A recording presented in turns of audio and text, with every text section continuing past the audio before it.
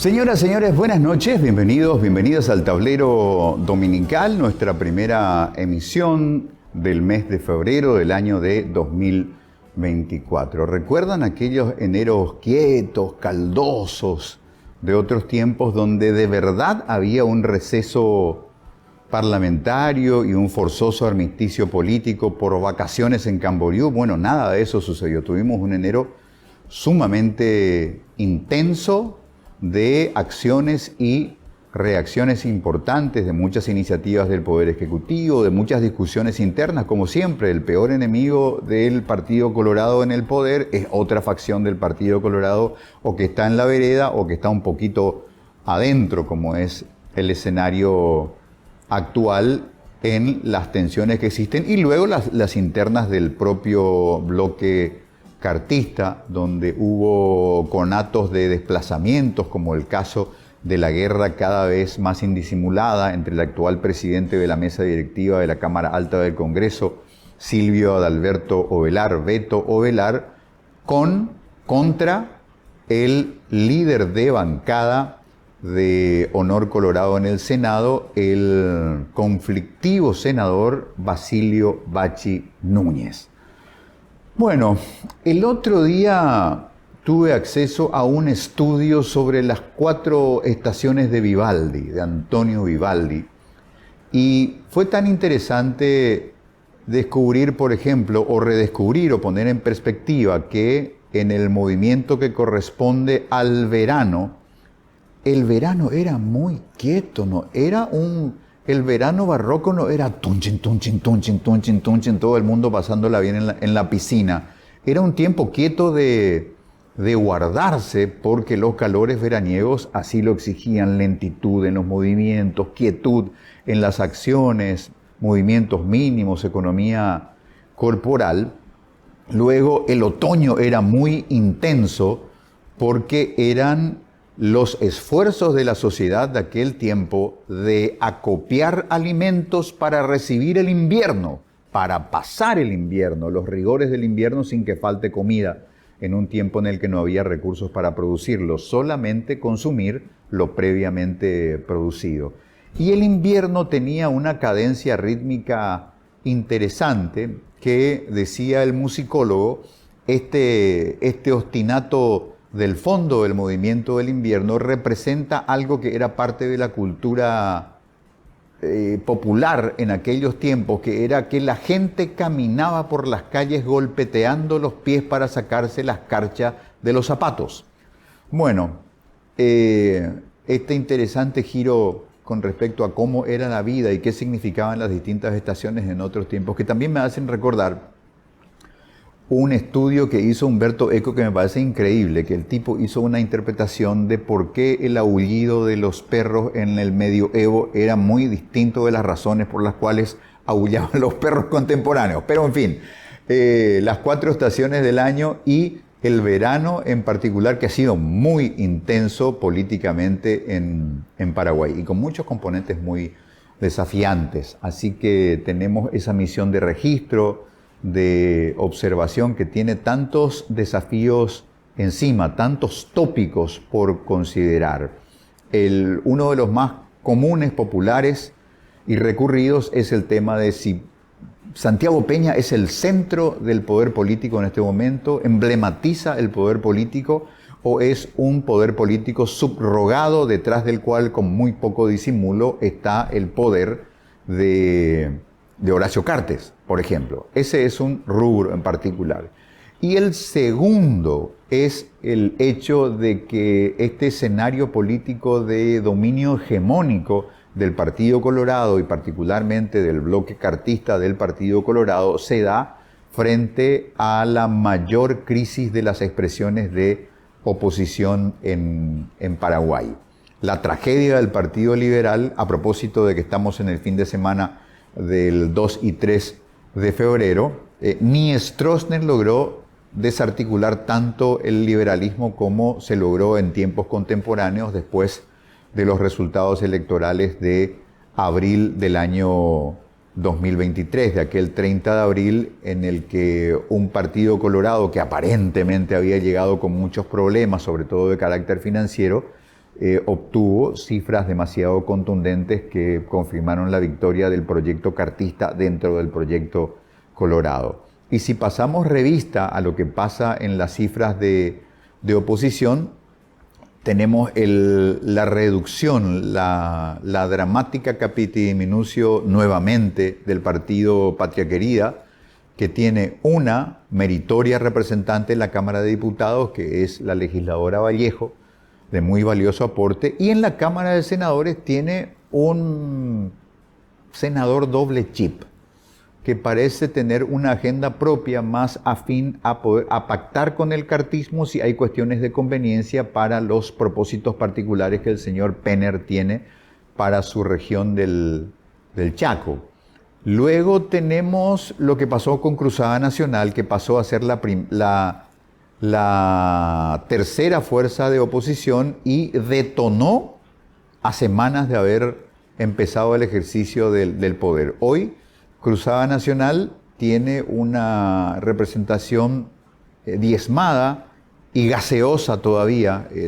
Todavía no terminó la mitosis del partido Cruzada Nacional. Podemos garantizar hoy que Yolanda Paredes es de Cruzada Nacional, que José Oviedo es de Cruzada Nacional, y luego todo es relativo con respecto al comportamiento de los legisladores de este partido en la Cámara de Diputados, por ejemplo. Luego tenemos la doble tragedia del partido Encuentro Nacional, que la cuestión Remancito le costó la cabeza a Fernando Camacho, que tuvo que renunciar al cargo, y en segundo término lo que pasó con José Torales. Es muy interesante la narrativa también en este caso. La narrativa colorada, que se expresa a través del diario La Nación principalmente, que decía escándalo, vergüenza en el Encuentro Nacional, cambiaron 2 presidentes en 2 meses, qué sé yo. Y lo cierto es que de alguna manera esas renuncias, por un motivo vergonzante el primero, de todos modos fueron renuncias. Gente que dijo, yo no puedo seguir presidiendo el partido habiendo este estado de sospecha sobre mi persona. Tengo que apearme del cargo. Lo mismo pasa en segundo término con Torales cuando lo entrampan en la cuestión de que es un funcionario comisionado de la Contraloría General de la República. No puedo en este estado de controversia comprometer la presidencia del partido, la imagen del partido, así que me bajo del cargo, ¿verdad? Es decir, todo lo que nunca hizo el Partido Colorado, que a propósito del 2 y 3 de febrero sigue teniendo como afiliado, miembro honorífico, al dictador colorado militar y pederasta Alfredo Stroessner, por ejemplo, ¿verdad? En el Partido Colorado nadie renuncia. Horacio Cartes nos dijo, caramba, qué problema, llego a la presidencia del partido como persona significativamente corrupta designada por el Departamento de Estado del Gobierno de los Estados Unidos, yo no puedo poner en vergüenza a mi partido, tengo que renunciar. Este muchacho Hernán David Rivas no dijo en ningún momento, bueno, yo tendría que renunciar a mi cargo porque estoy poniendo en vergüenza a una institución política que se somete a un desgaste, a una pérdida reputacional importante por mi culpa. Tengo que pedir permiso, tengo que bajarme del cargo y tengo que irme a los estrados tribunalicios o tengo que convertirme en un ratón de los registros del Ministerio de Educación y Ciencias hasta encontrar mis papeles y demostrar que soy un abogado y que no he faltado a ninguna norma legal ni ética y luego ver si puedo volver a la política. Nadie dice eso en el Partido Colorado. Ulises Quintana volvió de la cárcel con todo desparpajo a sentarse a su curul de diputado y el señor Aliana, actual presidente de la República, le dijo, bienvenido compañero Ulises a tu cargo. Entre bueyes no hay cornadas. Bueno, seguimos con la cuestión de la situación de la oposición. Casi no hay partido de oposición que no esté hecho pelota. Entonces, ni hablemos de la reducción a estado mínimo de la Alianza Frente Guazú, que era la tercera fuerza de oposición y que hoy día tiene una solitaria cuán meritoria representante que es la doctora Esperanza Martínez. Encima de Esperanza Martínez ganó la interna a despecho de los candidatos de Lugo. Entonces, si la única persona que le da visibilidad al partido es la menos querida dentro de su propio partido, o sea, ella difícilmente podría encabezar un proceso de rearticulación del Frente Guazú, porque Seito Pereira, porque Hugo Richter, porque Jorge Querey, no le van a dar la derecha. Entonces hay una muy profunda crisis de oposición. Ni entremos a hablar de los problemas liberales, porque ahí hay gente que va a soportar todavía humillaciones mucho más grandes, pero no se va a ir del partido ni lo va a declarar muerto, porque están esperando que Hacienda en algún momento libere la guita de los subsidios electorales. ¿Por qué, amigos? Porque, y aquí me quiero remitir a algo que había dicho en su momento Adolfo Ferreiro, que decía, cuidado cuando decimos coloradismo.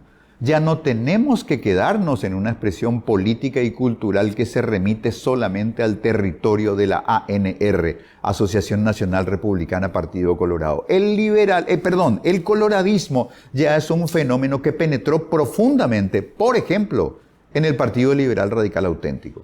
Hay políticos liberales que culturalmente responden a los patrones funcionales del coloradismo.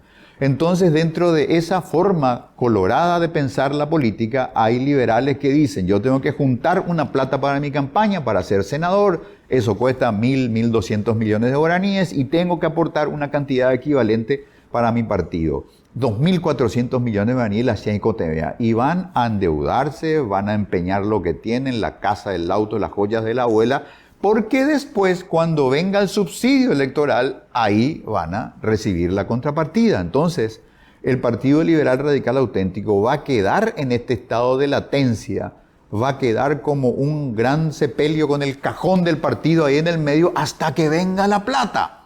Y después, seguramente, cuando cada uno haga caja, los que tienen mayor espalda económica, una situación que, por ejemplo, retrata aparentemente las capacidades y la situación de la senadora Celeste Amarilla. Celeste Amarilla no solamente recuperaría su inversión para haber llegado al cargo, sino también se cobraría algunos bonos que compró para subsidiar la campaña del partido. Entonces ahí se van a aguantar todo el tiempo. ¿Y qué va a hacer el Poder Colorado? ¿Le va a dar la plata al Partido Liberal la semana próxima o le va a dar en el 2027, si es que le da? Entonces, no tendremos PLRA hasta entonces. Tendremos facciones divididas y habrá 1 millón de problemas. Desapareció la oposición.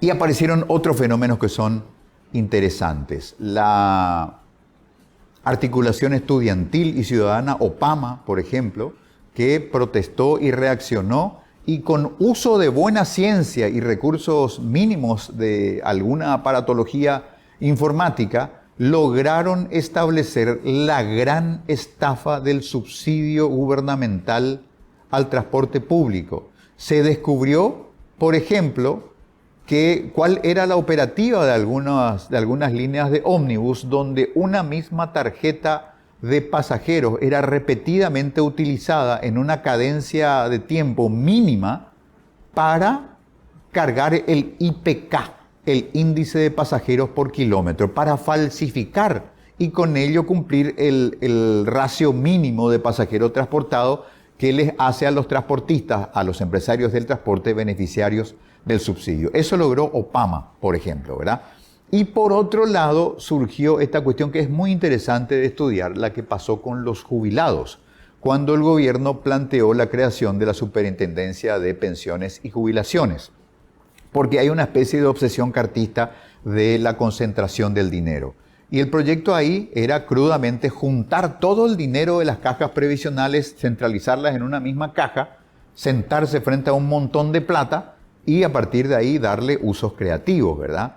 Lo mismo se replica ahora con este nuevo proyecto de Hambre Cero, que centraliza los recursos del FONACIDE en un mismo espacio gubernamental, también un enorme platatí, donde se pondrán creativos a la hora de utilizar y aplicar ese dinero. Hay una obsesión tipo Rico MacPato, ¿verdad? Explíquenle a sus bisnietos quién es Rico MacPato, porque seguramente si Si el bebé de la casa también está viendo el programa, no sabe quién es Rico McPato, aquel millonario que le gustaba jugar dentro de su cofre con millones de monedas de oro, ¿verdad? El avaro Rico McPato. Bueno, ¿qué pasó con el proyecto de la caja de jubilaciones? Hubo una audiencia pública que generó un efecto Lázaro sobre centrales sindicales que estaban en estado de latencia.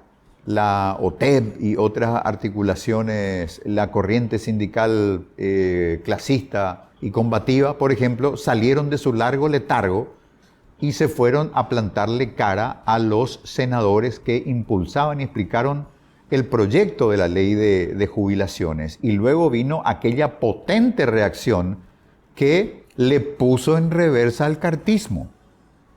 Cuando se dieron cuenta de que tocaron el hueso de gente que si pierde sus jubilaciones pierde todo lo último que tiene en la vida y que esa gente no tendría problema en salir a morir a la calle porque de todos modos la pérdida del acceso a esas jubilaciones les matarían de todos modos, hizo que el cartismo estire el freno de mano y diga, no, tranquilo, vamos a tomar nuestro proyecto, llevar a estudiarlo de vuelta, lo vamos a estudiar con ustedes, lo vamos a ajustar con ustedes. Es decir, cuando el cartismo vio que había una articulación social en la calle gritando desde la plaza, dijeron, caramba, esto no es pasearnos por el cementerio de la oposición. Cuidado con despertar a un nuevo adversario que puede ser tanto o más peligroso que el de los partidos políticos que están en este momento casi como cadáveres en estado de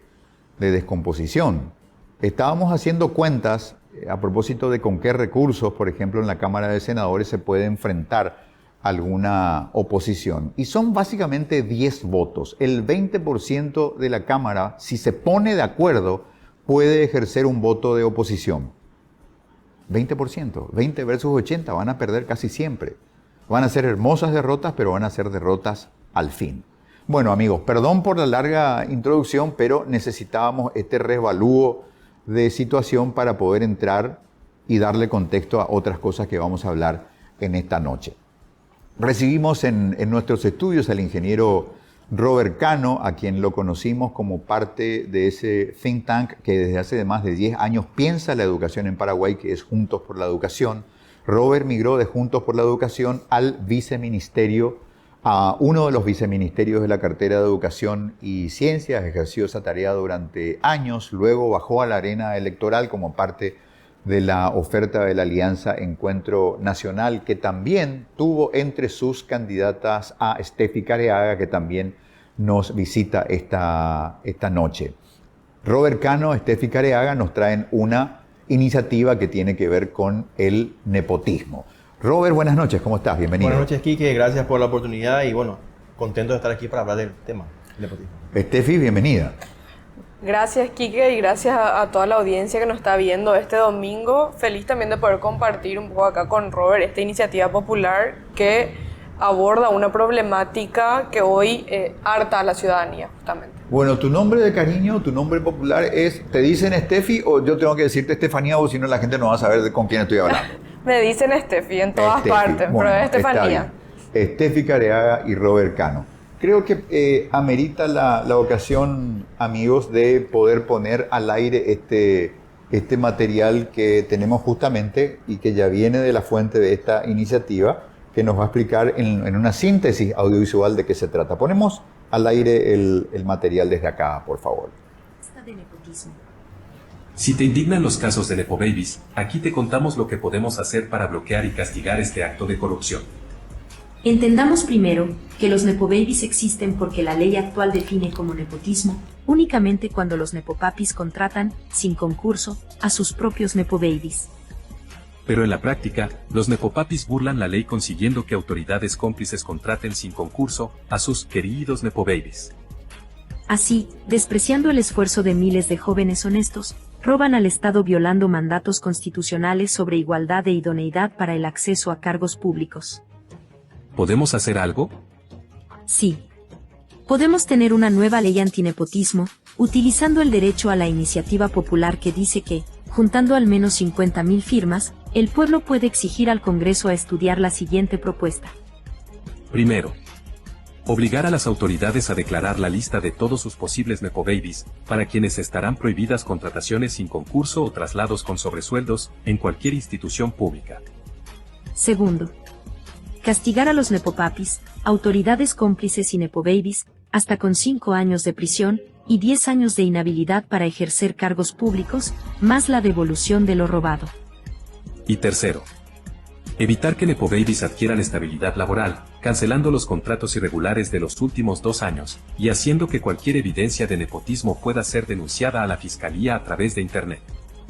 Pero tenemos poco tiempo y debemos apurarnos, porque, al enterarse de esta iniciativa, algunos senadores querrán forzar este 15 de febrero la aprobación de una ley parche, que no bloquea la existencia de nepobabies, ni aplica más castigos al nepotismo. Ayúdanos compartiendo este video entre tus conocidos, y a partir de los primeros días de febrero, invertí 1 minuto en apoyar esta iniciativa, firmando, desde tu celular. Así, haremos que el Senado decida entre aprobar sin debate esa ley parche, o esperar unos días más, para estudiar los aportes de esta iniciativa popular. Bueno, ahí está, amigos, la síntesis de la propuesta. Steffi, Robert, una reflexión inicial sobre lo que significa el nepotismo, que en los contrarrelatos, por ejemplo, se escucha decir, bueno, caramba, echan mano a cualquier argumento con tal de hacerle la oposición o decir algo malo de este gobierno. Lo que fingen, creo yo, lo que fingen no entender los actores políticos que tienen capacidad de decisión hoy, es que el contrato psicológico de los ciudadanos en el planeta Tierra, hay una hipersensibilidad pospandémica que hace que estemos mucho más sensibles a cuestiones que antes tolerábamos y ahora nos resultan más tolerables. En nuestro pequeño viaje civilizatorio, que bastante salvajes somos todavía, por ejemplo, ¿cuánto tiempo tuvo que tardar para que el piropo pase de ser una galantería a una agresión? Décadas pasaron, ¿verdad? Y todavía es un asunto que se relativiza de alguna manera. Pero la sociedad ajusta el contrato de tanto en tanto y ahora parece decir, bueno, si esto era tolerable, bueno, se pasaron de la raya, ya no más. Es así, Quique. Fíjate que Paraguay tiene sus leyes antinepotismo desde el 2005 más o menos, hace 19 años. Y todas son 3 versiones, son testimoniales. No hemos tenido un solo caso de gente que haya sido procesada por nepotismo en todo este tiempo. Señal evidente de que estos casos que últimamente saltaron a la luz pública y que son evidentemente casos de nepotismo, le escuchamos al fiscal general de Estado decir que no configura porque el contratante no es pariente del contratado. Y sabemos bien que hay una cuestión ahí cruzada y de tráfico de influencias que configura como nepotismo. Entonces, así que a la luz de esa realidad, hemos trabajado con un grupo grande de personas debatiendo la problemática y propuesto una alternativa legislativa que queremos llevar al Congreso para el debate a través de la figura que ya conocemos, que es la iniciativa popular. O sea, la gente hoy día, las ideas que tiene la gente, esa inteligencia colectiva, tiene las posibilidades hoy de tener una voz a través de la gente y su apoyo de llevar al Congreso y debatir estas ideas. Yo creo que la propuesta que presentó el senador Núñez, que hace poco lanzó una idea posterior a nuestra propuesta que lanzamos el 15 de enero, ¿sí? Es una propuesta parche, como decimos, porque no soluciona realmente de fondo el problema y va a ser una cuarta versión más del legislativo que no va a solucionar el problema que hoy día vemos.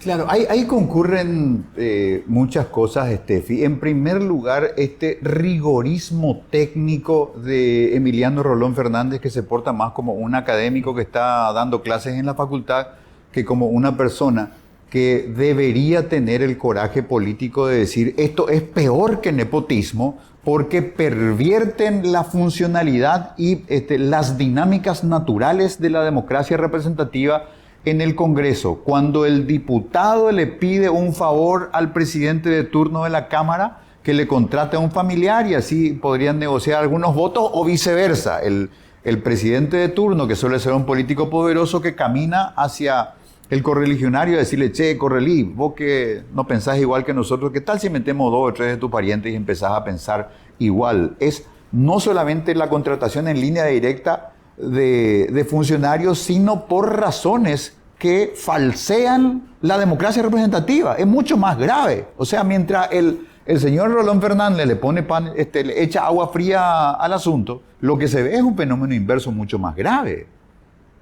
Exacto, y es así como estaba diciendo Robert también, que las leyes que existían anteriormente y la actual, e incluso la propuesta por el senador Núñez, lo que plantea es una mera exposición sobre lo que significa nepotismo. Nosotros lo que hacemos con esta iniciativa popular, con este proyecto de ley vía iniciativa popular, es que realmente evitamos cualquier tipo de nepotismo, ¿verdad? Al cambiar la forma, que si vos sos familiar no podés ser contratado más allá de quién realice esa contratación o esa designación por un lado, y al mismo tiempo las sanciones son claras y son contundentes, justamente para desalentar cualquier intento de burlar de alguna manera la legislación.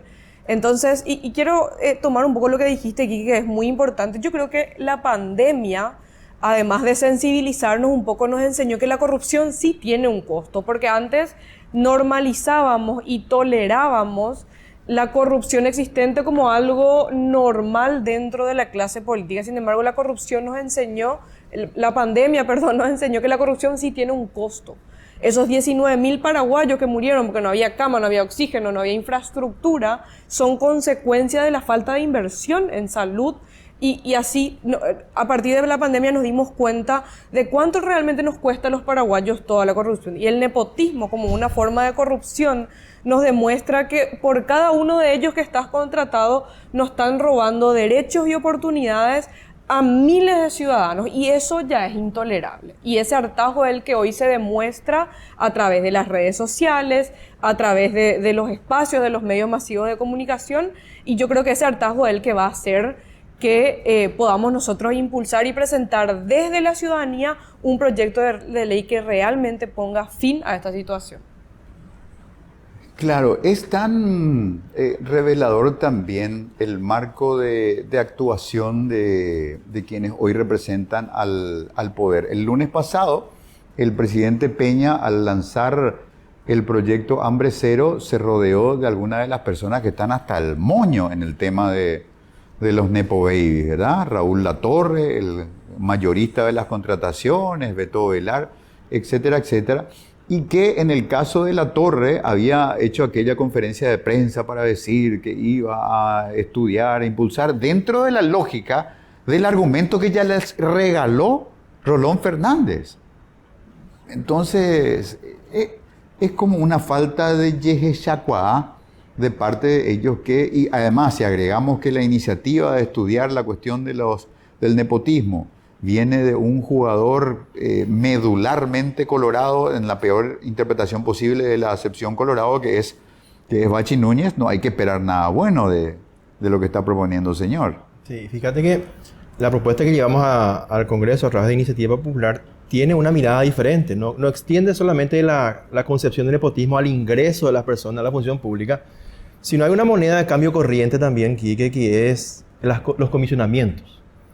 Imagínate que hay gente que está en la función pública, una persona asume un cargo de importancia y vas a ver qué ocurre. Sus allegados, sus afines, son comisionados a Itaipú, son comisionados a lugares de mucha buena remuneración, ¿verdad? Y de esa forma creo que es una forma de nepotismo y también comprar conciencia, yo. Hay miembros de la corte con su hijo bien ubicados en distintas partes, en lugares donde se ganan por más de 60, 70 millones de guaraníes, y eso creo que también es algo que no está bien. Por lo tanto, la propuesta nuestra plantea un tratamiento especial para el caso de los comisionamientos de las autoridades que están bajo esa lista que está en la ley establecida. Bueno, tenemos que hacer una pausa y a la vuelta vamos a insistir un poquito con esta iniciativa popular. La recolección de firmas, vamos a hacer una práctica del sistema electrónico de participación. Vamos a pedirle a nuestra nueva cronista, Jennifer de la Cruz, que haga la simulación o el acto de sumarse a la petición, si es que ella está de acuerdo con esta medida anti-Nepo Babies, para entender cómo podemos participar de esta iniciativa contra el nepotismo que viene de una base ciudadana y que, digamos, la acción en sí misma trae implícita una cuestión que va a ser el sello probablemente de esta etapa de nuestra vida política. Aquello que debería haber sido articulado por los partidos políticos hoy tendrá que surgir desde la voz de la ciudadanía. Articulaciones ciudadanas para tener interlocución con el poder, ya que tenemos expresiones de oposición que están absolutamente derruidas y con escasa capacidad de maniobra y están muy atacados. El ataque contra Katia González es inmisericordia. Hasta que la reduzcan a polvo no van a parar aparentemente. Entonces tendrá que venir desde la plaza de enfrente, desde iniciativas inteligentes, un sentido de construir agendas relevantes de las que deban hacerse cargo quienes hoy tienen facultades de representación en el Congreso. Hacemos una pausa y a la vuelta seguimos hablando de estos temas.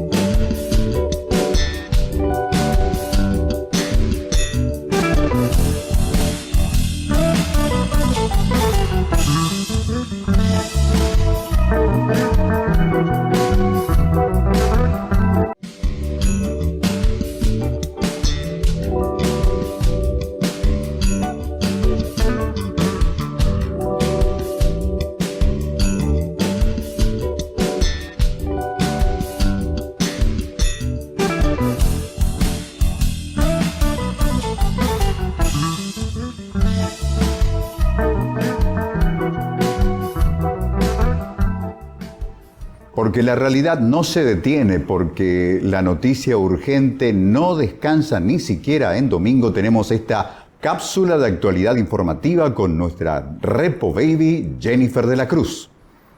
Tras el lanzamiento del plan Escuelas Seguras, autoridades del Gobierno Nacional anticiparon otros planes de carácter preventivo. El primero de los cuales sería un programa de prevención de la violencia televisiva. El plan Un Lince en tu Sala pondrá un agente armado, uniformado, con balaclava y casco en cada hogar. Acaparando el control remoto de la tele, se erradicará la visualización de programas como El Conejo y Domingo en Familia. Jennifer de la Cruz desde Mega TV.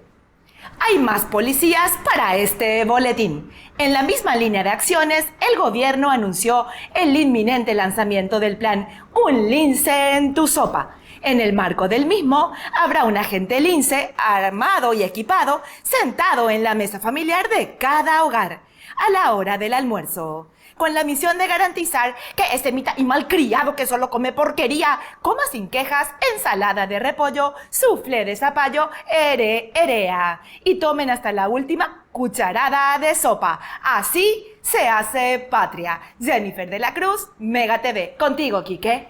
Ha sido nuestra Nepo reportera, nuestra Repo Baby Jennifer de la Cruz. Bueno, amigos, vamos a seguir dialogando con Robert Cano, ex viceministro de Educación, una persona que seguramente, no dudo de la capacidad de aporte que hubiese tenido desde un espacio de representación, pero que decidió que no iba a convertir eso en una condición sine qua non para seguir con su pasión de construcción ciudadana. Lo mismo cabe decir de Steffi Careaga, que todavía está, digamos, en los prolegómenos de una carrera política en la cual ya tuvo algunas participaciones que no han redundado en nombramientos ni ocupaciones de cargo, pero esa es la pauta de este tiempo, no detenernos en la ausencia de empoderamientos para ser poderosos, porque quizás eso es lo que nos informaron desde la calle los jubilados en el mes de diciembre, noviembre-diciembre, con el tratamiento de la ley de la creación de la Superintendencia de Jubilaciones. Una masa decidida, contestataria, firme, dispuesta a friccionar, dispuesta a dialogar, dispuesta a sentarse en una mesa técnica para interlocutar con los factores de poder. Así que hay una política 2.0, 3.0 que tendrá que prescindir de la representatividad partidaria para seguir construyendo sociedad desde los espacios que correspondan. Robert, vos ya tenés en tu haber varias iniciativas ciudadanas planteadas. Sí, electrónicas tengo varias y también tuvimos en la vieja época cuando se juntaban las firmas a mano, sí. Hemos trabajado en ese tiempo para que hoy día se modernice, se logró como primera iniciativa popular exitosa. Y hoy día, literalmente, la gente tiene en sus manos la posibilidad de cambiar el destino del país. Literalmente. Esa inteligencia que hay en la gente tiene un canal que es la Iniciativa Popular para llegar al Congreso. Y este tema mediático, que desde diciembre nos viene ocupando tapa de diario, que es el nepotismo, que indigna tanto a la gente. Y le invitamos a la gente a que esa indignación, esa frustración que van teniendo, las canalicen a través de una propuesta que es muy sólida, una propuesta que es mucho mejor que la que hoy día se debate en el Congreso, y creemos con Steffi y con el equipo con quien trabajamos, va a marcar un antes y un después en la lucha contra el nepotismo en Paraguay. Robert, ¿hay alguna referencia de resultados felices para alguna iniciativa popular? Porque yo recuerdo que en su tiempo, cuando el Partido Patria Querida era una fuerza emergente y Pedro Fadul ocupaba un espacio centralísimo, se hizo una recolección de firmas. Creo que era para el desbloqueo del voto, una cosa de esas. Y a pesar del enorme esfuerzo, no tuvo un resultado feliz. Eso fue en el 2002, recuerdo. Tampoco en rigor fue una iniciativa popular porque le faltó cumplir el requisito de verificación de firmas. Eso más bien es una jugada política que ingresó como iniciativa, pero no en el rigor de lo que la ley establece. No pudo. Porque realmente después de analizar esta figura tan interesante, podemos notar que hay un axioma que pesa mucho y tiene que ver con el siguiente enunciado. La fuerza de una iniciativa popular está en la cantidad de gente que la propone. Hoy un mínimo de 50.000 permite que una iniciativa llegue al Congreso. Ese es el mínimo. No es lo mismo llegar con 50.000, Quique, y audiencia, que llegar con 500.000 o con 1.000.000. Tiene otro peso muy importante. Y si encima a eso le sumas gente en las calles, esa es una combinación muy poderosa. Sin duda, pero a ver, Steffi, si decimos 50.000, 48.000, estamos diciendo muchas más opiniones en un sentido que la cantidad de votos que tienen muchos senadores que están adentro. Por ejemplo, ¿verdad? Si no respetan eso, ¿qué más? Totalmente. 50.000 o 100.000 votos son mucho, o 50.000 o 100.000 firmas, perdón, son muchos más votos que los que tuvo algún senador. De hecho, que en diputados no hubo ninguno que haya obtenido la cantidad de 50.000 votos. Entonces habla mucho de la representatividad y de lo que la ciudadanía quiere. Y yo quiero insistir mucho en el tema de la iniciativa popular, porque la iniciativa popular es una herramienta que nos da la Constitución para impulsar proyectos legislativos de temas que de alguna manera nos duelen o nos interpelan, que es en el caso del nepotismo, ¿verdad? Porque el nepotismo no solamente usufructúa ese recurso público para los familiares y los amigos, sino que en realidad le está arrebatando oportunidades a muchos otros jóvenes, ¿verdad? Alguno de nosotros sí o sí tiene algún amigo que tuvo que viajar al exterior para conseguir las oportunidades laborales que en su propio país le arrebatan, ¿verdad? Entonces, estamos impulsando eso, y lo que dice Robert es muy importante. En un minuto uno puede suscribir algo, porque hay veces que nos plagueamos media hora, una hora en redes sociales sin ningún efecto. Y sin embargo, mediante la iniciativa popular, en un minuto vos podés suscribir algo que tenga el impacto de impulsar un proyecto de ley importantísimo. Es elevar la voz, es demostrar un hartazgo de una manera altamente eficiente, ¿verdad? Y con Robert, ya que mencionaste el tema de las iniciativas populares, con Robert justamente trabajamos otra iniciativa popular que es de hecho la primera electrónica, que se llama Más Educación, Menos Burocracia, que ese proyecto de ley lo que pretende es disminuir la cantidad de concejales departamentales, y esa disminución va a significar un ahorro año de 32.000 millones de guaraníes, imagínense. Y ese ahorro... ¿Me repetís la cifra? ¿Cuánto? 32.000 millones al año, que se paga en concejales departamentales que no tienen funciones legislativas, que básicamente hoy si se les saca lo del FONACIE y demás, las funciones que tienen son mínimas, y sin embargo nos cuestan mucho más que eso al año. Entonces nosotros con Robert, en este proyecto de ley, que está también vía iniciativa popular, está también en la página de iniciativas populares, vamos a reducir esa cantidad, vamos a ahorrar 32.000 millones de guaraníes al año, y eso se va a destinar a dos cuestiones particulares, ¿verdad? Porque siempre dicen los políticos de turno, no hay dinero para la educación. Vamos a ahorrar ese dinero, se va a destinar un porcentaje a los textos escolares que hoy no llegan con los kits. Entonces los niños tienen acceso a bolígrafo, a lápiz, a cuaderno, pero no tienen información, ¿verdad? Y por otro lado, la otra mitad a becas universitarias, que hoy la realidad de muchísimos jóvenes que no pueden terminar la universidad porque tienen que trabajar y seguir alguna carrera. Entonces, esta es una solución que nosotros planteamos y que viene planteada desde la ciudadanía. Y cuestiones como esta se pueden plantear, y yo sé que Robert ya trabajó y está trabajando con muchos grupos de jóvenes en esa inteligencia colectiva que dice Robert, porque de repente la ciudadanía conoce y verdaderamente conoce realidades del que los políticos son indolentes. Y esa historia es la que queremos cambiar con las iniciativas ciudadanas. Muy bien, Robert, ¿cómo se participa? Ese minuto del que habla Steffi, ¿cómo se concreta? Fantástico. Hay un enlace en la página del Tribunal Superior de Justicia Electoral. Uno ingresa, si quieren podemos hacer una simulación para firmar, para que vean lo sencillo que es. A ver. Quique Gamarra, estoy aquí para hacer contigo la simulación de este momento. Bueno, pero aprovechando tu presencia, Jennifer de la Cruz de Mega TV. Ok, perfecto, Jennifer. Primero vamos a darle play a este material que explica si te vas a quedar absolutamente revelada. Bueno, ok, no hay problema. Primero vamos a poner al aire este material, por favor, que lo explica para que sea una especie de instructivo acá para Jennifer de la Cruz 24 horas y que ella pueda hacer luego la inscripción, no la simulación, la inscripción. Lo haré de verdad para ustedes en vivo y en directo.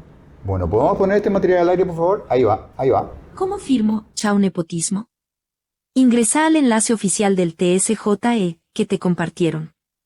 Completa tu número de cédula. Completa el número de IC, que está en la parte de atrás de tu cédula. Apreta el botón No soy un robot. Y finalmente, apreta el botón verde de Apoyar. Listo, ya firmaste. Ahora, puedes compartir esto con tus amigos o familiares y entre todos, llevar este proyecto al Congreso. Ahí está. Bueno, ahora vamos a configurar nuestra pantalla para que la señorita Jennifer de la Cruz, 24 horas, pueda proceder a hacer este procedimiento rápido y fácil. ¿Podemos mostrar la pantalla? Ok, ahí está. Iniciativa Popular. Por favor. ¿Querés que yo lo haga con mi propio dedo? Ahí está. Pero usted le pone Maneja nervioso. usted su computadora que es suya. No me gustan los aparatos ahí ajenos. Está. Iniciativa Popular. Entramos a una página donde están varias de ellas, pero por ser la última inscripta, la primera a la izquierda de la pantalla es Chao Nepotismo. 24 horas. Chao Nepotismo, 24 horas. Jennifer de la Cruz, desde Mega TV. Muy bien. Y es interesante porque si sacamos un ratito el zócalo, dice requerido 48.321. Veo la pregunta sellada en la frente de Jennifer de la Cruz. ¿Por qué ese número, Robert? ¿Qué representa ese número? El 1% del padrón, de la gente en el padrón, 1%. El 1% del padrón. Ok. Estamos entonces, Chao Nepotismo, apoyar. A ver. El número de cédula.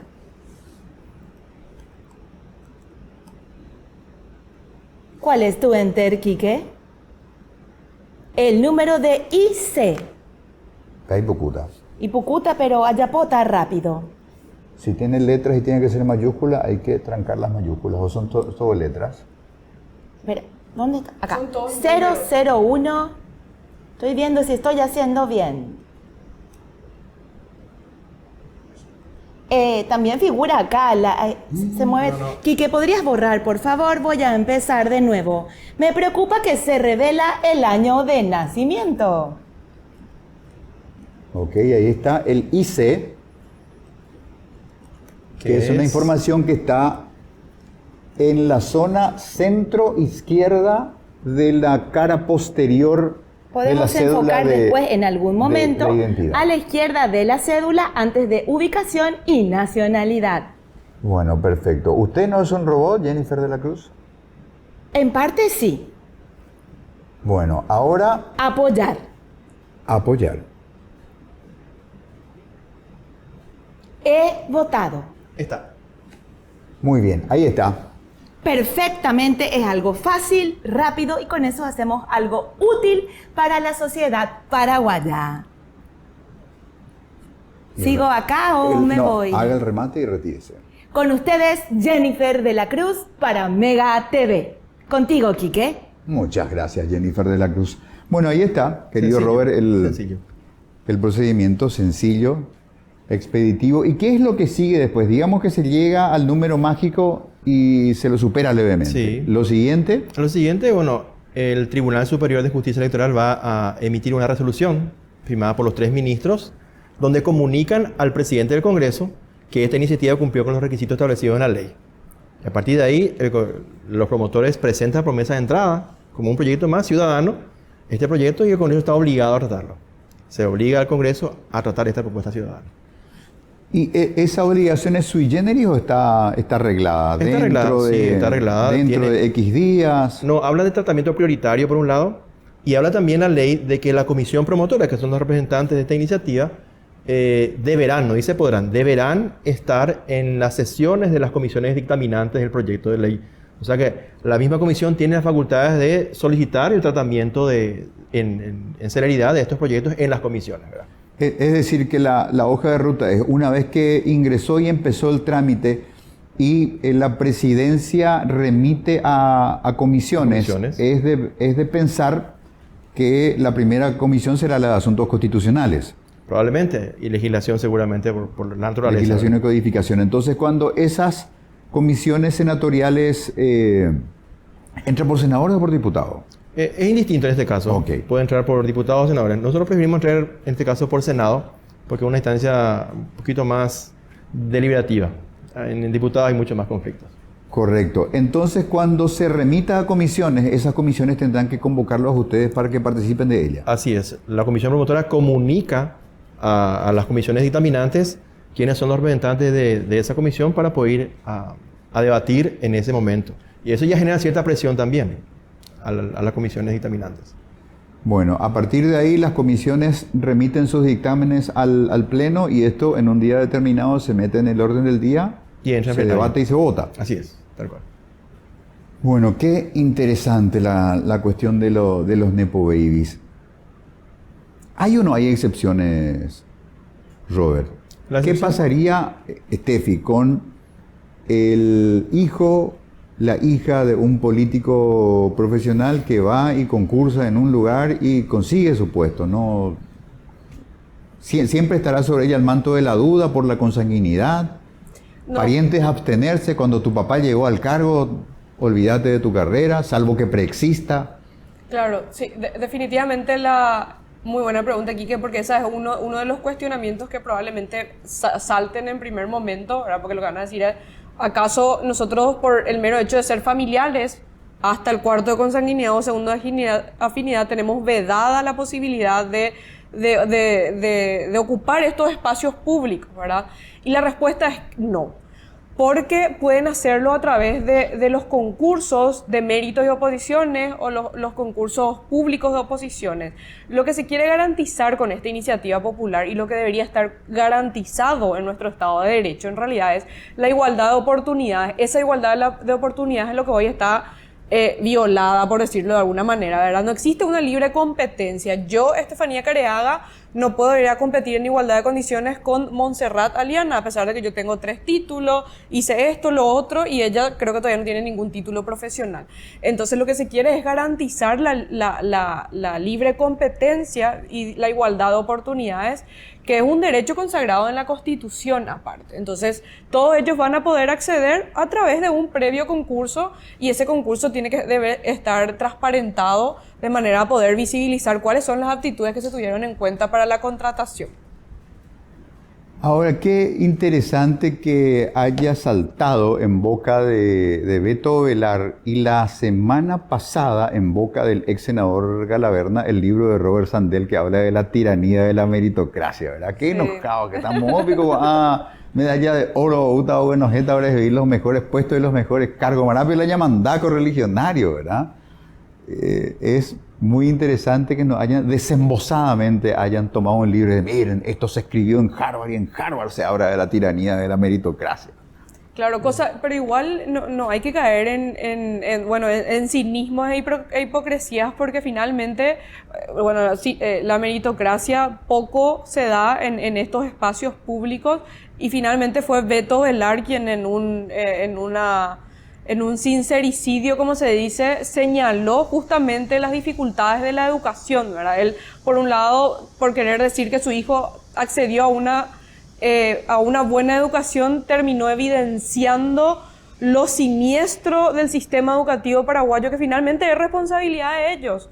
O sea, por cómo uno lo mire, tienen responsabilidad, y eso que dijo también la semana pasada Beto Velar, de que nosotros heredamos estos cargos, tampoco deslinda la responsabilidad, y una responsabilidad casi que criminal, en seguir sosteniendo un Estado del que todos terminan mamando, cuando en el fondo del país, en Tembiaporá, como lo señaló él, los niños no tienen oportunidades de acceder a la educación. Entonces, esta es una iniciativa popular que, por un lado, manifiesta el hartazgo ciudadano, y por otro lado, obliga a los políticos, esos políticos indolentes, a mirar una realidad que pide a gritos una intervención de parte de ellos. Bueno, un asunto que ojalá haga pie en otros territorios también, porque hay réplicas y variantes. En estos días hay medios de prensa que, con esa musculatura que tienen para investigar, comenzaron a indagar la cuestión de los cargos de los dirigentes de base del Partido Colorado, que más allá de que algunos eventualmente tienen perfil para los cargos en los que están, no es en la generalidad de los casos, y acceden a salarios que son escandalosos. Salarios para los cuales en el mundo de lo privado hay que sudarla durante muchos años para ir haciendo carrera y tener acceso a ese tipo de ingresos, ¿no? Hoy que tenemos este auge, Robert, de la ingeniería civil con las construcciones y compañía, un ingeniero civil recién egresado y vale más o menos 3,5 millones, 4 millones de guaraníes. Si es de telecomunicaciones puede valer 7 o 9, y ese es el piso de la carrera, y luego en un par de años, si hay promociones, qué sé yo, podrá llegar a 15, 17, en 4 o 5 años estaría arañando los 20, ¿verdad? Acá los perros entran con 20 de entrada. Sí. O como el nene de Roya Torres, que 9 millones y pico recién salido de la secundaria. Es una bofetada realmente al esfuerzo de la gente. El junior que ha sido ingeniero trabaja en el sol con 45 grados, ese que hace ese trabajo por tal vez 4 millones de guaraníes al mes. Después de haber estudiado tanto, ¿eh? Claro, y la realidad de los médicos, que hay médicos que están ganando 5, 10 millones en el mejor de los casos, y le tenemos al hijo de Roya Torres con un salario de 9,5 millones, recién egresado de la secundaria, como bien señalas. Entonces eso realmente pone en riesgo toda un debate social en torno a qué es lo que finalmente estamos premiando. Creo que iniciativas como estas generan múltiples mensajes para la sociedad, que la sociedad debe activarse, debe reaccionar, debe hacer uso de los instrumentos que tenga disponibles, garantizados por el marco constitucional, y también ir generando presión sobre algunos funcionarios que tienen roles centrales y que tienen actitudes tan tibias, como el caso particular de Emiliano Rolón Fernández, que no para de sorprendernos en el sentido negativo de su desempeño. Repito, opina con un tono indolente y lejano, como si fuera que está en una charla de café tomando un coñac con sus amigos, hablando de lo que pasó en el Parlamento escandinavo, más o menos, cuando esto está pasando en el patio de acciones en las cuales él podría tomar también un paso de riesgo, en el sentido de decir, bueno, esto no es estrictamente técnico, pero es moralmente pertinente y vamos a llevar el impulso, aunque sea para que el darle andamiento a una denuncia de nepotismo genere un estado de presión, para marcar un hito histórico, decir, bueno, esto se acabó, señores, hasta aquí se llegó, mientras se pudo, ahora agarren sus cosas y váyanse a sus casas. Y sobre todo el ejercicio ciudadano de estar en una actitud vigilante, de tener capacidad de reacción, de tener capacidad de protesta, y que esa protesta se pueda canalizar, como decía Steffi, más allá de las redes. Es así. Es la oportunidad. Yo creo que hoy ya con esta figura no hay más excusas. Si hoy el tema del nepotismo acapara la indignación colectiva, hay muchísimos temas más que van a ir saliendo.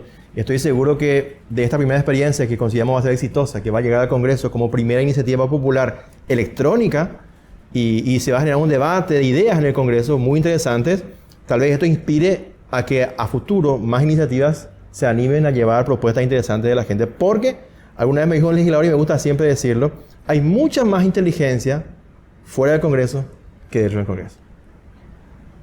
Bueno, Steffi, Robert, gracias por esta visita, gracias por el valor del ejemplo. Por supuesto, nos queda a nosotros que estamos en medios masivos el deber de masificar esta oportunidad como ejercicio de expresión ciudadana. Es muy valioso, y si se llega al objetivo, si se llega a los números, y esto genera un mandato para la clase parlamentaria, para la muy acomodada clase parlamentaria, sin duda será el comienzo de algo muy interesante. Habremos descubierto los paraguayos un mecanismo de participación directa en el que podríamos persistir siempre que haya consenso sobre ideas de calidad.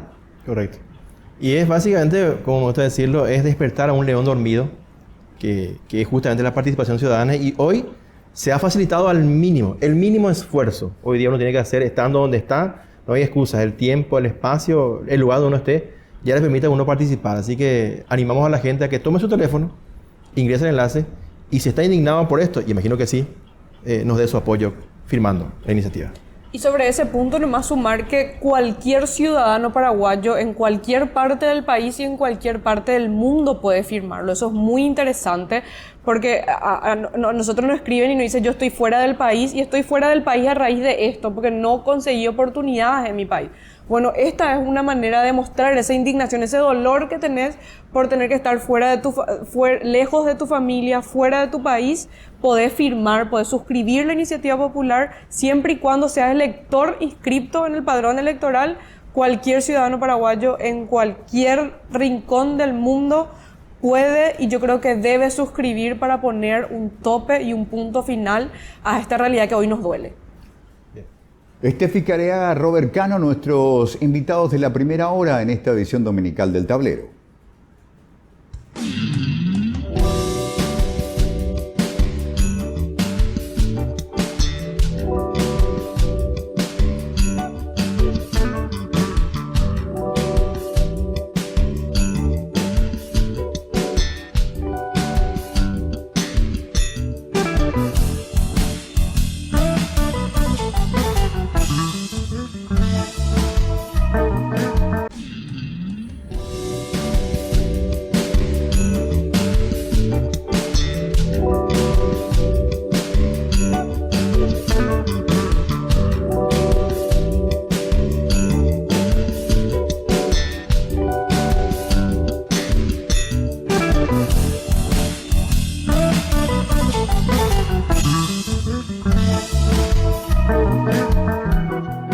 Especialistas en comunicación de gobierno hicieron notar un giro radical en la materia, que quedó en evidencia cuando se anunció la contratación de una nueva vocera presidencial. Al presidente Santi, que tanto parecía que le gustaba la velocidad de Joshua Dursen en Fórmula 2, girando en la curva a 320 kilómetros por hora, ahora le gusta el carro. Se teme que las novedades presidenciales no lleguen a tiempo.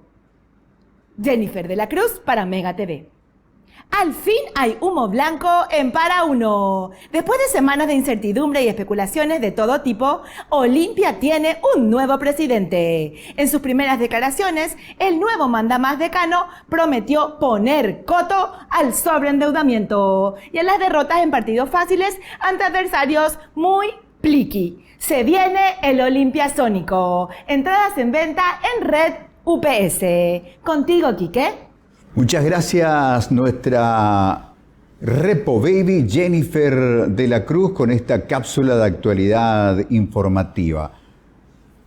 Amigos, hay situaciones que agreden a la sociedad en su conjunto con tanta frecuencia que corremos el riesgo en este tiempo de hiperinformación, que hay demasiada información que recorrer, que nos llega y que tenemos que procesar, que vamos perdiendo sensibilidad y vamos quizás equivocadamente desarrollando la idea de que Peisanguarante Maboí Upeva y que nada podemos hacer.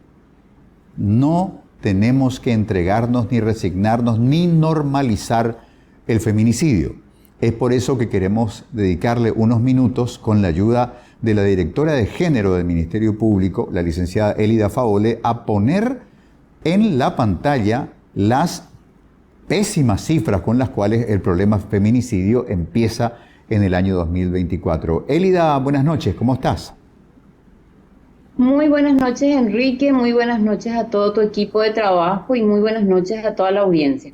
Feminicidio, qué gran tema, qué gran desafío para la sociedad, y empezamos trabajando la exposición pública del tema como corresponde.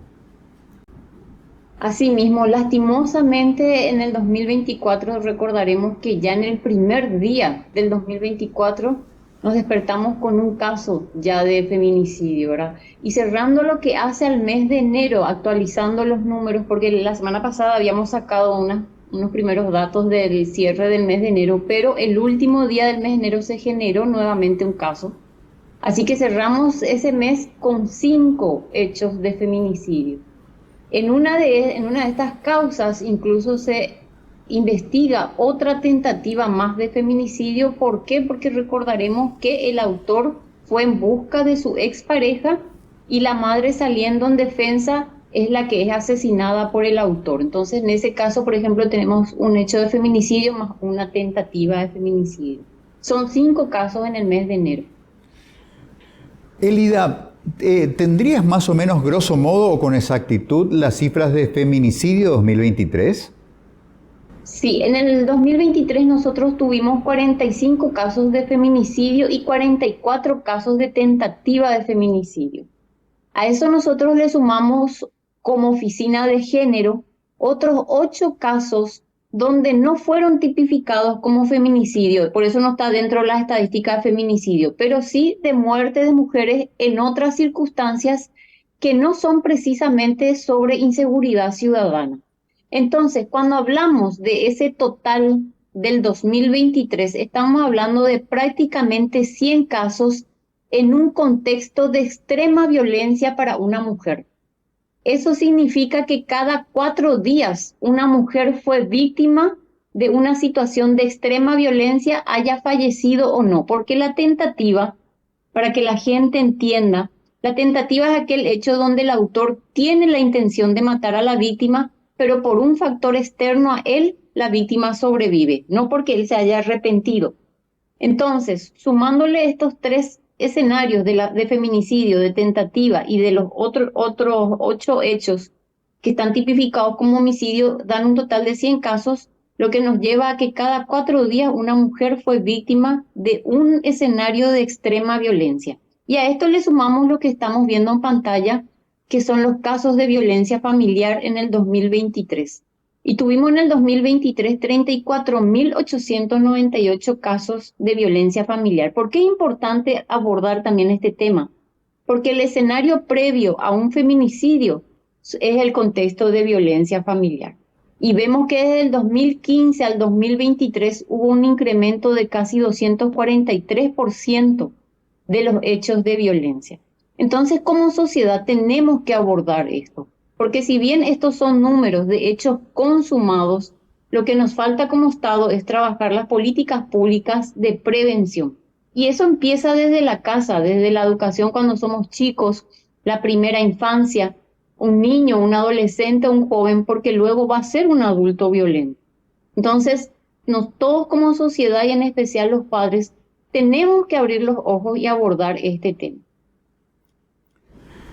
Elida, un lugar común del relato suele ser la recepción poco feliz de las denuncias en sede policial, y ahí pareciera que eso nos deja como sociedad y dentro de los espacios institucionales que están facultados para intervenir, líneas de acción que están, parece, muy claramente escritas. Por un lado, tratar de persuadir desde el punto de vista humano a ese oficial de guardia que debe comprender que se trata de un caso grave, y en segundo lugar, que pertenece a una institución disciplinada y no deliberante que debe cumplir con las reglas. Sin embargo, se tiene esa situación de que muchas veces las víctimas que concurren a las postas policiales se encuentran con indolencia, burla, relativización de la violencia ejercida contra la mujer, como diciendo, no me hagas perder el tiempo, no me obligues a escribir un parte por un biroré y andate a tu casa y arreglate con tu marido. Y la segunda cuestión es que a veces cuando se tramitan debidamente estos casos y se genera un mandato judicial, luego hay como una endeblez, no hay temor al incumplimiento de una orden de alejamiento, por ejemplo. Sí, de hecho que estos números reflejan que como Estado todavía estamos en falla. Hay una falencia y estos números lo reflejan. Nosotros no podemos cerrar los ojos a ello, ¿verdad?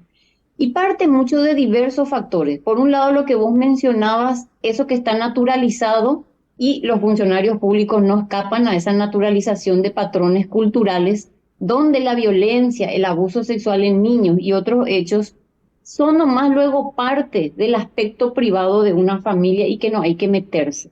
Y cuando la mujer denuncia es porque es argel. Esos son patrones culturales que todavía hoy permean. Y nosotros como sistema de justicia y también los sistemas de protección que son la policía, el juzgado de paz y otras instituciones, tenemos que ir avanzando en el cumplimiento de la ley y como decir que no sea solamente un mero papel. ¿Por qué? Porque esto cuesta la vida de una persona. Los casos de feminicidio nos reflejan que evidentemente hubo un escenario previo de violencia familiar. También estamos en falla por las mismas herramientas. Hoy nosotros, voy a hablar mal y pronto, si va una persona a hacer una denuncia de violencia familiar o de abuso sexual en niño, por ejemplo, para que pueda darse un hecho de prisión preventiva, tiene que acompañar sí o sí una evaluación psicológica. Y esa evaluación, hoy, si voy a hacer la denuncia, en 2 o 3 meses recién me dan una agenda. ¿Por qué? Porque la Fiscalía, por lo menos por la parte del Ministerio Público, hoy cuenta solo con 50, 60 psicólogos forenses para casi 270.000 causas que ingresan y 100.000 casos que hacen a este tipo de hechos, entre ellos trata, abuso sexual infantil, estupro, coacción, violación, violencia. Entonces, estamos hablando de una incapacidad humana por un lado y por el otro lado es que el sistema requiere de este tipo de evaluaciones. ¿Por qué? Porque si es una persona que tiene un nivel alto de violencia, como vos decís, no va a respetar un papel que es una orden de restricción de acercamiento y al contrario, va a buscar a su víctima para querer matarla porque entiende perfectamente que ya ha perdido el control sobre esa víctima desde el momento que ella fue a hacer la denuncia. Entonces, hay por un lado patrones culturales, por el otro lado se requiere mayor concienciación por todos los operadores que somos del sistema de protección, tanto de la parte preventiva como de la parte sancionadora, y por el otro lado los recursos. A esto hay que ponerle números. Había escuchado que querían eliminar el Ministerio de la Mujer, por ejemplo, y eso no puede ser. Al contrario, hay que dotarle más recursos, hay que darle el presupuesto que necesita para que realmente puedan cumplirse las políticas públicas de prevención, porque los números que hoy ofrecemos son sobre hechos consumados. Y también fortalecer las otras instancias de denuncia, sea la policía, la fiscalía y los juzgados de paz que también ofrecen. Yo supe que el juzgado de paz, por ejemplo, el año pasado dio 31.000 órdenes de restricción, muy cercano a los casos de violencia familiar, ¿verdad? Entonces, se necesitan también recursos para el cumplimiento de esto, más concienciación, seguir abordando. No es una cuestión de hablarlo una vez a la semana o 2 veces, sino que sistemáticamente, porque en cualquier momento nos puede tocar a cada uno de nosotros, ¿verdad? Algún familiar. Entonces, como sociedad tenemos que seguir insistiendo, abordando y como Estado dar las herramientas necesarias. Elida, a propósito de las herramientas, las instituciones pueden tener diagnosis muy claras y muy precisas de los contornos de un problema, pero si no tiene recursos, quedará en la idea de poder hacerlo. Y quiero traer a colación el tema de que, infelizmente, si no me estoy equivocando, con respecto al presupuesto 2023, la Fiscalía General del Estado, el Ministerio Público, ingresa al 2024 con un presupuesto diezmado, inferior al del año anterior. Asimismo, nosotros tenemos un recorte sistemático de hace 7, 8 años de casi 80.000 millones de guaraníes. Esos recortes se fueron dando sistemáticamente. El año pasado, si bien el Ministerio Público hizo una propuesta con esta administración, con la administración del doctor Emiliano Rolón, lo que se hizo fue una recuperación de una parte de ese recorte. No hemos tenido una ampliación. A veces de repente el contexto lleva a pensar que al darse cierto monto es una ampliación o un aumento en el presupuesto, pero no. Lo que se hizo fue recuperar una partecita de ese recorte. Sin embargo, hay que entender que así como los casos de violencia, también se han incrementado las otras causas ingresadas. Por ejemplo, nosotros allá por el 2010-2011 teníamos cerca de 100.000 causas, hoy tenemos 270.000 causas ingresadas. Entonces, hay un incremento de causas ingresadas y el Estado tiene que invertir en ello. ¿Por qué? Porque dentro de sus obligaciones básicas, que no puede delegar o tercerizar, están la salud, la educación, la seguridad y la justicia. Entonces son estamentos donde como Estado tiene que invertir, no son gastos, es una inversión. Y son servicios que se dan. A veces escucho que dicen, se va a aumentar más gente. Claro, porque es un servicio. Necesitamos incorporar más psicólogos, necesitamos incorporar más médicos forenses. Incluso necesitamos incorporar choferes, porque son las personas que les trasladan a ellos. Cuando yo voy a dar, por ejemplo, alguna charla o algún tipo de reunión, yo tengo que esperar un cierto orden a que a mí me toque el chofer porque estamos con una carencia de choferes. Entonces, es más personal y es más servicio. Ahora, ese servicio o ese incremento de presupuesto tiene que ir también con un acompañamiento donde los funcionarios tenemos que tomar más conciencia y un compromiso verdadero de esa responsabilidad, por sobre todo lo que estamos en la parte, la Policía Nacional como seguridad y el sistema de justicia, porque son derechos muy inherentes a la condición humana y estamos hablando de vidas, estamos hablando de la protección integral de una persona. Elida, es tan llamativo el tema de que si hay una forma de democracia digital, digamos, que se ha dado, es el hecho de que prácticamente cada paraguayo y paraguaya tiene un aparato electrónico que le da acceso al mundo entero y al entretenimiento, y casi en cada hogar, por muy humilde que sea, hay un televisor.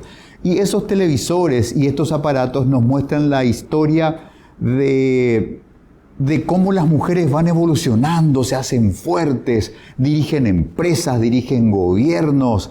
Cada vez hay una clase de mujeres profesionales que lideran, emergen, triunfan, que escriben una nueva historia, y sin embargo, incluso, muy lamentablemente, hasta entre esta nueva clase dirigente hay mujeres exitosas que al interior de sus relaciones personales son golpeadas. Yo no sé de dónde está el mandato de que en el contrato psicológico de una pareja, de un hombre y una mujer que se gustan mucho y dicen vamos a seguir juntos el camino de la vida, no sé en qué parte del contrato psicológico está que el hombre le puede golpear a la mujer, o que si la mujer quiere romper el vínculo no se romperá hasta que el hombre lo acepte. Con tanta evolución que hay, me llama mucho la atención cómo en esa parte hay una tribalidad, una adquisitividad que es antiquísima, un ser primal, rudimentario, casi cavernícola, que emerge, no importa los tiempos que vivimos y lo informados que estamos.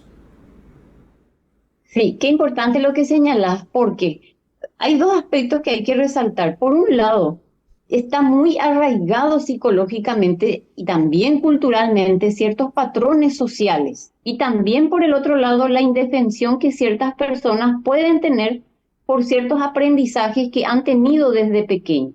Cuando hablamos de patrones culturales, estamos hablando de algo que está muy arraigado socialmente. O sea, si hacemos rememoramos la historia de la Mesopotamia, ya estamos hablando de una sociedad patriarcal, donde la autoridad era el dueño y era propietario de todo lo que estaba bajo su sustento, ¿verdad? Llámese la esposa, los hijos, los esclavos.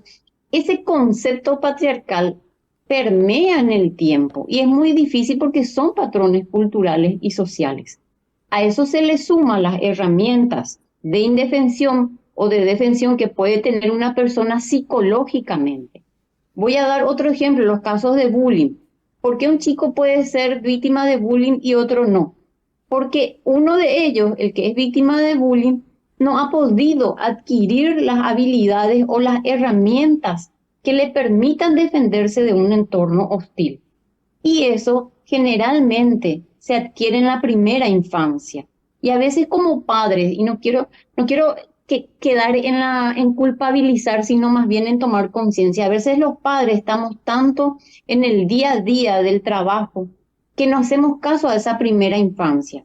Y recién tratamos de imprimir esas herramientas psicológicas y sociales a partir de los 10, los 11 o los 15 años, cuando ya se formó toda la personalidad y el carácter de ese ser humano.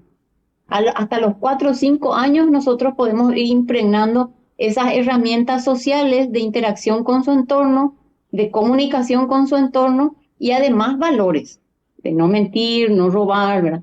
Sin embargo, tarde queremos abordar ya cuando está entrando en la adolescencia. Entonces son un cúmulo de factores que muchas veces los padres desconocemos. Y ese ser humano se va formando como un niño violento o niña víctima, porque también es un patrón. No todas las mujeres son víctimas de violencia, porque aquellas que son víctimas han tenido ese patrón en la familia y por el otro lado no han desarrollado una herramienta de defensa psicológica o emocional que pueda ir consolidando en su vida adulta. Entonces son diversos factores. Por eso que cuando hablamos de que una mujer para que salga de un círculo de violencia no es fácil. Sin ayuda profesional es muy difícil que salga. Y no tiene que ver con la formación académica, porque la formación académica tiene que ver con toda aquella información o conocimiento que vamos adquiriendo. Sin embargo, de lo que estamos hablando son herramientas psicológicas que desde chiquito uno va adquiriendo y formando para poder aprender a defenderse de un entorno hostil, además de los patrones culturales y sociales. Elida, muchísimas gracias. Sí, muy agradecidos nosotros con estos datos y con estos conceptos. Estamos empezando el año, Elida, y quiero que sepas que es voluntad institucional y editorial de la mega cadena acompañar este tópico del feminicidio, así que quiero que te sientas en la libertad de contar con nosotros y con nuestros espacios para mantener la visibilidad y la presión social sobre este delicado y doloroso tema. Te agradecemos mucho y quedamos a tus órdenes. Yo agradecida con ustedes porque finalmente es un trabajo que va en beneficio o que pretende redituar a las mujeres, a todas las mujeres y a toda la sociedad. Así que muchísimas gracias por el espacio. La licenciada Elida Favole, directora de género del Ministerio Público, que maneja la dinámica de los casos que llegan porque son tramitados dentro del sistema policial fiscal y que luego deben tener un correlato en el Poder Judicial también. Hay que acompañar estos temas y sobre todo, amigos, no hay que perder la sensibilidad, que no se nos endurezca la piel por estos problemas. No confundamos nuestros programas predilectos de Netflix con el noticiero, porque estas noticias a veces lamentablemente golpean nuestras puertas con compañeros de trabajo, con parientes, con amigos, con conocidos, y no tenemos que integrarlo al paisaje como diciendo ¿qué puedo hacer yo acerca de esto? Se puede hacer muchísimo desde la creación de conciencia y desde el reproche social, porque más allá de los instrumentos jurídicos con los que se cuentan, con los mecanismos recursivos, la ausencia de reproche social, el dueño de casa que escucha que al lado el señor marido le está fajando a la esposa y dice cada hogar es un mundo, yo no me meto. Y bueno, ese tipo de actitudes las tenemos que superar.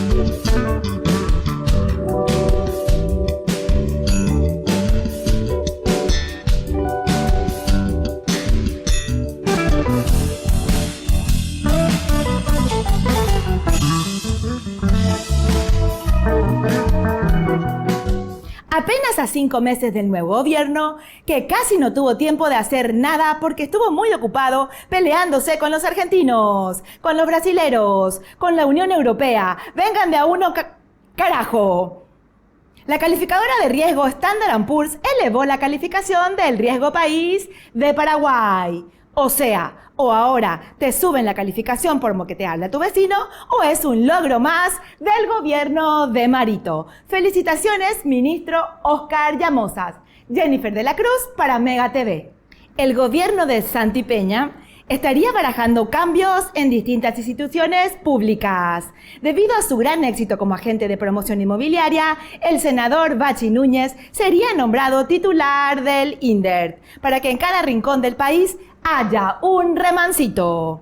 La mesa técnica está midiendo cuál de los diputados, senadores o ex senadores metió mayor cantidad de Nepo Babies a la función pública. El que más haya vacunado a las arcas del Estado inmediatamente será nombrado director del PAI, Programa Nacional de Vacunaciones. Jennifer de la Cruz para Mega TV. Contigo, Quique. Bueno, supongo, Jennifer de la Cruz, que estas son informaciones de fuentes fidedignas, como le gusta a un señor y como corresponde en el buen periodismo. Amigos, vamos a avanzar sobre el tema Hambre Cero, esta disruptiva iniciativa del Gobierno Nacional lanzada el lunes pasado y que supone muchos cambios, uno de los cuales es extraer de la esfera de ejecución de los gobiernos locales, de las intendencias básicamente, el uso de recursos FONACIDE para la merienda escolar. Esto generó una diversidad de opiniones, algunas de cautela, pero la mayoría abiertamente en contra de intendentes colorados y no colorados. En este caso vamos a hablar con don Luciano Cañete, intendente municipal de la linda localidad de Carapeguá. Don Luciano, buenas noches, ¿cómo está usted? Bien, muy buenas tardes para ustedes, para la audiencia. Un gusto estar en contacto con ustedes. Bueno, don Luciano, ¿cómo recibiste esta noticia del proyecto Hambre Cero del gobierno que al crear el FONAE y eliminar el FONACIDE también da competencias que le quitan a los municipios la administración de los fondos y la tarea de proveer la merienda escolar? ¿Cómo te cae esta noticia así primariamente? Bueno, antes que nada, ¿verdad? Es muy genérico, yo creo que el proyecto de ley, en primer lugar, por eso digo yo, que en algún momento tenemos que sentar y hablar realmente para que nosotros mismos sepamos bien lo que se va a aplicar, ¿verdad? Porque acá habla, por ejemplo, una vez que se cambia el proyecto de ley o la ley que se cambia, por ejemplo, de FONACIE a FONAE, es totalmente otra cosa, ¿verdad? Ahí, por ejemplo, ya abarca una parte, dice, por ejemplo, Hambre Cero, ¿verdad? Hambre Cero se refiere al almuerzo escolar o la merienda escolar solamente, ¿verdad? Lo que a nosotros nos afecta es el almuerzo escolar. Nosotros no podemos decir merienda escolar, pero pues depende, ahora ya incluye ahí, ya no es más Hambre Cero nomás, sino también obra cero para nosotros, ¿verdad? Así tengo entendido, ¿verdad? Que una vez que entra en FONAE ya desaparece FONACIE, y para obra nosotros lo que recibimos es justamente de FONACIE. Ahí lo que otro 70% más de los recursos que recibimos de FONACIE ya no vamos a tener y prácticamente no vamos a poder brindar más ni un servicio a nuestro distrito en cuanto a educación se refiere. Eso es lo que me preocupa, y aparte de eso, según tengo entendido, abarca también la parte de royalties. Y una vez si realmente se llega a tocar ese también, prácticamente nosotros quedamos prácticamente de balde, ¿verdad? Porque ahí también nosotros tenemos el 20% para nuestros recursos corrientes que tenemos que destinar por combustibles y lubricantes, ¿verdad? Que nosotros, por ejemplo, en nuestro distrito Carapeguá tenemos 3 volquetes que usamos para hacer los caminos, recolección de basura, y también tenemos una motoniveladora y una retroexcavadora, ¿verdad? Ya no vamos a poder utilizar, ¿verdad?, esta herramienta que adquirimos con muchos sacrificios para poder mejorar nuestro camino. Sabemos que muy poco nosotros recibimos en cuanto a parte de ya sea de obra pública, de la gobernación, no vamos a poder conseguir estos elementos todas las veces que queremos, ¿verdad? Y aparte de eso, ¿cómo te voy a decir? Hay urgencia, de repente hay urgencia, como la vez pasada, esa lluvia, ese diluvio, de repente necesitamos esa maquinaria urgente y no vamos a poder dar solución a nada ya prácticamente. Lo que moraliza la tarea de un gobernador o de un intendente y la crítica que pueda hacer al tema hambre cero es la calidad de la ejecución del trabajo que ya hizo. Porque se escucharon muchas voces diciendo, Jamba, eres pico ñande, ya castigas y ya popular ñandere en Viapó. Así que te traslado la pregunta, querido intendente carapegüeño, que nos cuentes un poquito las características del trabajo, así particularmente de la alimentación escolar en tu municipio. ¿Cómo viniste llevando eso? Y mira, en cuanto al almuerzo escolar, o sea, fuera los recursos que nosotros recibimos del gobierno central, básicamente dependemos muchísimo nosotros de eso. Se va a hacer mucho fuente de trabajo que estábamos viendo acá, la cocinera, en fin, todo lo que podíamos nosotros proveer de este lado, ¿verdad? Ya una vez que queda a cargo de otra empresa, ¿verdad? A lo mejor ya va a ser diferente, pero ahora estoy escuchando también, ayer nosotros estamos reunidos con nuestra gobernadora del noveno departamento y nos dijo, ¿verdad?, que la gobernación se va a encargar todo, ¿verdad?, del almuerzo escolar. En ese caso ya nos queda, aunque sea más cerca, podemos más fácilmente llegar a la gobernación a pedir, por ejemplo, si falta de repente a una institución, porque nosotros trabajamos demasiado bien acá en Carapeguá con la gente del Ministerio de Educación. Tenemos una buena relación con la gente que conformamos el Consejo de, ¿cómo te voy a decir?, microplanificación, ¿verdad?, donde se involucra todos los responsables, ¿verdad?, de las instituciones educativas, ¿verdad?, y controlamos entre todos, controlamos los concejales, el intendente, también la parte de educación, los supervisores, y nuestro mejor fiscalizador de lo que recibimos es la directora de la educación. Por eso lo que yo digo, y me extraña, ¿verdad?, que el concepto, ¿verdad?, de lo que se tiene nomás de los intendentes. Yo creo que las instituciones que se encargan de controlar, ¿verdad?, si funciona bien o no funciona bien las instituciones, ahí sí aseguramos y controlamos bien, no creo que va a haber ningún problema. Es decir, intendente, que dentro de tu idea de lo que sería la ejecución del proyecto Hambre Cero el año que viene con el FONAE, es imposible que en esa ejecución pasen por arriba de los municipios. Doy que hay la Carapeguape, la intendencia de la gobernación del departamento de Paraguarí sin coordinar contigo. Así es, le va a ser difícil el trabajo, ¿verdad?, que nosotros conocemos nuestro distrito, ¿verdad?, y la gente que realmente, sea cual fuera, ¿verdad?, las instituciones que van a proveer, van a tener que empezar todo de cero, ¿verdad?,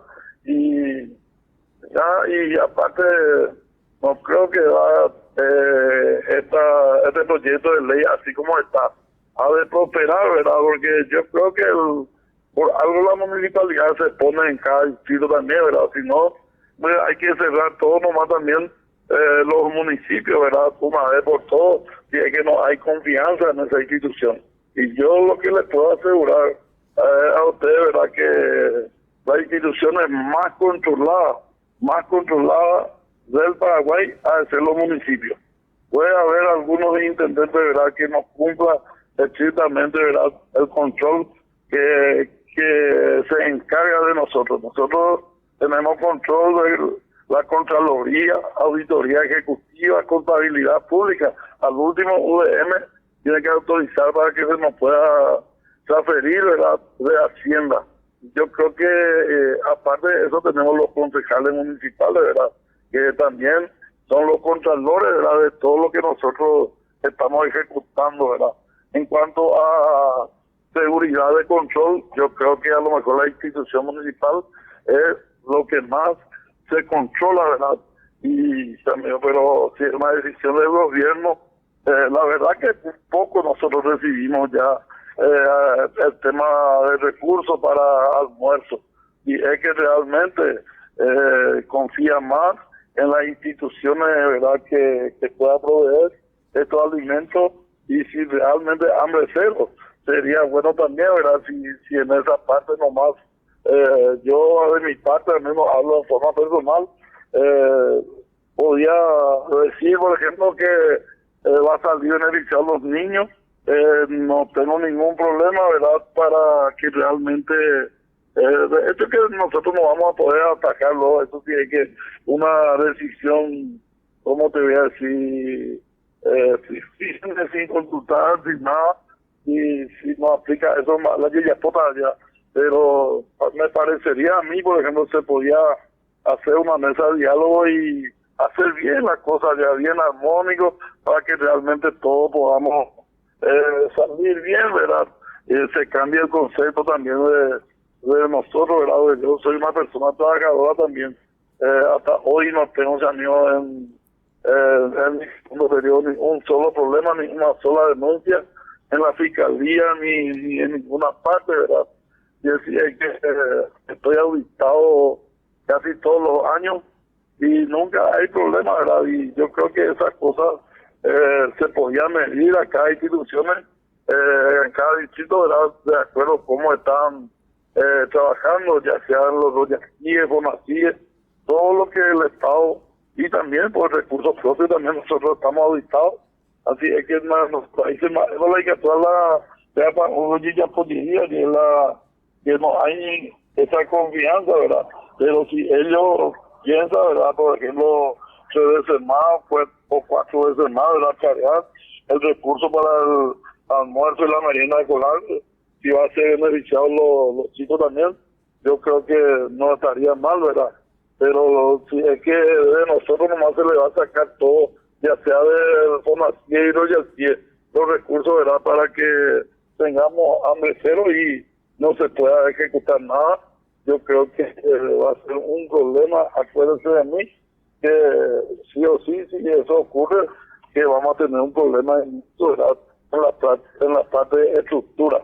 Yo le invitaría a ustedes también, si tiene alguna persona que pueda verificar todas las obras que estamos haciendo a favor de la educación, para que puedan realmente supervisar, ver, para que ustedes mismos puedan mirar en su propio ojo y ver la calidad de obra. No tenemos ningún problema para hacer comparaciones con lo que hace el ministerio o cualquier otra institución, ¿verdad?, porque nosotros controlamos de cerca todas las cosas que se está haciendo, ¿verdad? Pero también la decisión no está en nuestras manos también.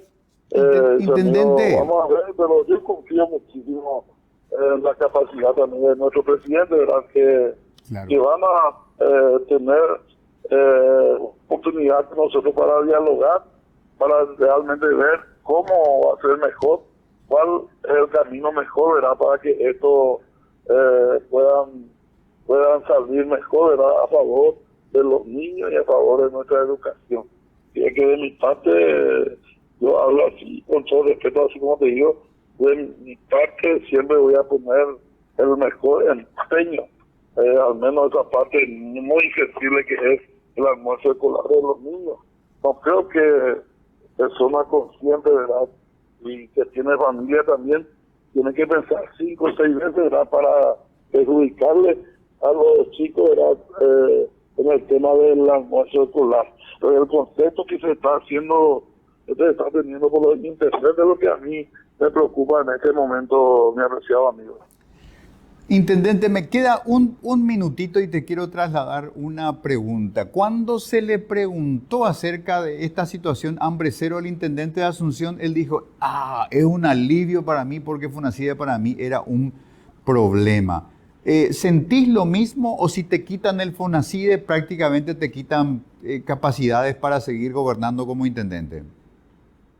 Y, amigo, vamos a estar haciendo, como tenemos un compromiso todavía hasta el 2026, vamos a estar prácticamente para que la gente no nos pueda restar cada momento, ¿verdad? Porque no vamos a poder cumplir muchas cosas con ellos. Eso es lo que nos preocupa, a mí al menos, eso es lo que más me preocupa, ¿verdad? Porque no tenemos medios ya ahí para cumplir con ellos, ya sea para el almuerzo, todo. La gente acá siempre un producto que nos llega en su estado natural, viene así golpeado, aunque sea ya empieza a desafiarse ahí en la radio, local, en todos los medios, ¿verdad? Y si es que nosotros no podemos dar una solución, pues prácticamente no sabemos también cómo nos va a afectar en la parte de recaudación, pago de los impuestos y eso también para poder sostener la funcionalidad de la municipalidad. Porque si nosotros no le brindamos ningún servicio, no creo que va a tener ese ánimo, ¿verdad?, de seguir pagando por su municipio, ¿verdad? Porque ingresos corrientes, sabemos que todos los municipios del interior prácticamente tenemos para, ¿cómo te voy a decir?, para salvar los gastos ya sea de combustible y todos los gastos que implica ponerle la parte social y los papeleos, luz, agua, funeraria, en fin, todo eso nosotros salvamos del ingreso corriente, ¿verdad? Y si es que no tenemos más, por ejemplo, para ofrecerle a nuestra gente de la compañía, yo creo que vamos a pasar un momento difícil para poder terminar nuestro ¿verdad? Y si es que no tenemos caso y nos apura demasiado la gente, no tenemos otra alternativa, inclusive que ese amigo API Catú, a cuando de llave de la municipalidad, año entregamos ahí a Potamaya estoy otro papel. En ese caso, así como te digo, una vez más, porque el proyecto de ley es muy genérico. Eso es lo que a mí me preocupa. Abarca a Fonacide y los Yatíes si se lee bien. Ahora mismo se dice del almuerzo escolar, la gente es lo que más resalta, pero ver bien nomás el proyecto de ley abarca todo los Yatíes, Fonacide y Fonacide en su totalidad. Y aquí cómo vamos a mejorar nuestra institución educativa, cómo vamos a hacer cocina comedor para el almuerzo, todas esas cosas. Lo que me preocupa, ¿verdad?, que entra todo eso en la parte del almuerzo escolar, porque yo pensé que el almuerzo escolar, los fondos tenían que venir otro lado de parte del gobierno central, aparte de verdad que ellos iban a destinar para el almuerzo, así como más o menos se está enfocando el proyecto de ley. Al final va a salir todo a través de Fonacide que tenemos y una parte de los Yatíes, ¿verdad?, para que se pueda llegar bien a las instituciones. Intendente, muchísimas gracias. Don Luciano Cañete, intendente municipal de Carapeguá, nuestro entrevistado de esta noche. Hay mucha inquietud en el ámbito municipal. Por supuesto, también habrá intendentes que no tienen cuentas claras en la ejecución de este tipo de gastos. Ahí tenemos el ejemplo del preso número 9 de Viñascué, Venancio Núñez, que como gobernador hermano de Bachi Núñez, que como gobernador del departamento de Presidente Ayes usó el dinero de Fonacide para pagar apuestas de carreras de caballos, por ejemplo, ¿verdad? Así que hay de todo en la viña del Señor y aquellos que se consideren injustamente afectados por la situación van a seguir generando esta línea crítica y tratando de sentarse en alguna mesa donde se pueda ajustar un poquito el alcance de este proyecto muy ambicioso del gobierno que todavía tiene mucho por delante en materia de consensos, trámites, fondeos, pero hay que acompañarlo, hay que caminar con esto porque el objetivo es importante y lo que puede afectar en el camino también. Señoras, señores, buenas noches, muchas gracias, hasta cada instante.